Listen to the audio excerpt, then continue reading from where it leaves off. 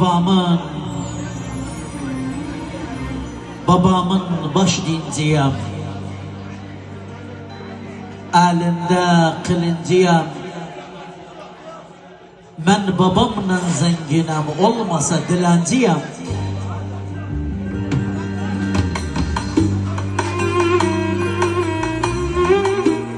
Benim sert babam hanı belaydı. Bu gamlı üzü keşke güleydi. Babamın derdi mene geleydi. Bu kara baktı hiç ağ olmadı. Ömrüne bir gün safad olmadı. Benim dağı babam nece yıkıldı. Kalbime sanki kurşun sıkıldı. Koskoca dünya bana sıkıldı.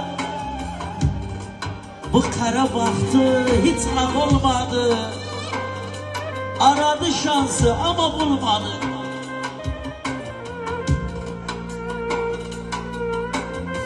Benim dev babam nece yoruldu.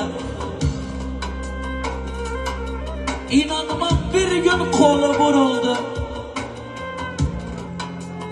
Bizi besledi beli kırıldı. Bu kara baktı hiç ağ olmadı. Ömründe bir gün kapı çalmadı.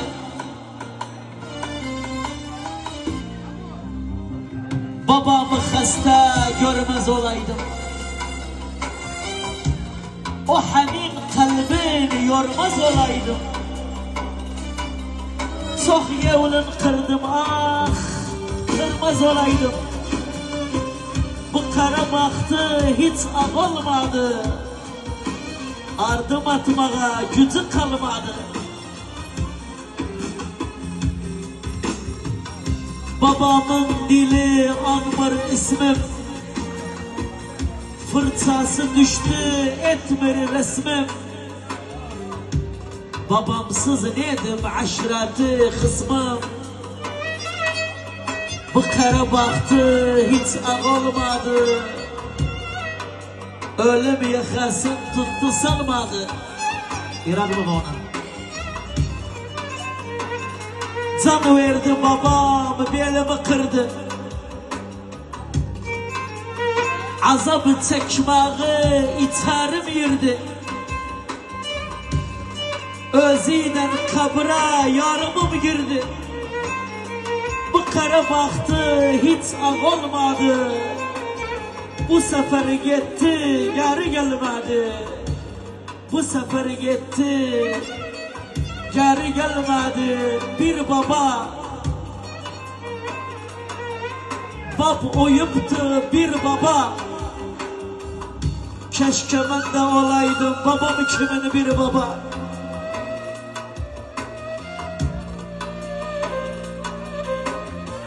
Deme senden koparam. Sensiz körem çaparam. Babamın yok meselin ayağında öperim.